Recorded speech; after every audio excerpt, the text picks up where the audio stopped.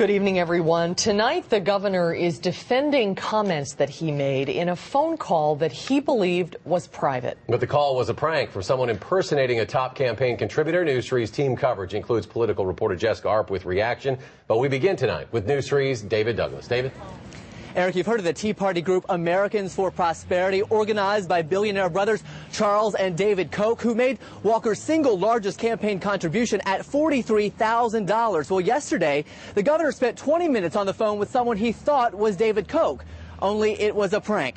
We have edited the following excerpt for time, but not changed its meaning. What we were thinking about the crowds was planting some troublemakers. You know, the only problem with because we thought about that. My only fear would be is if there was a ruckus caused, is that would scare the public into thinking maybe the governor's got to settle to avoid all these problems. You know, whereas I'm saying, hey, you know, we can handle this. People can protest. This is Madison, you know, full of the '60s liberals. Let them protest. On the call, the governor also hints to the caller at trying to find a way to pressure Senate Democrats into returning to Wisconsin and pass the bill, even if they don't show up in chambers to vote.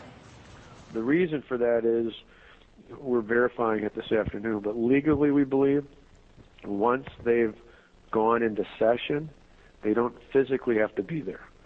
If they're actually in session for that day and they take a recess, the 19 Senate Republicans could then go into action and they'd have a quorum because they started out that way. So we're double checking that. For the most part on the call, the governor avoided a lot of traps that were laid for him, saying nothing more really in public than he has said, nothing more than he said in private than he has said in public actually there, including the fact that there will be no compromise.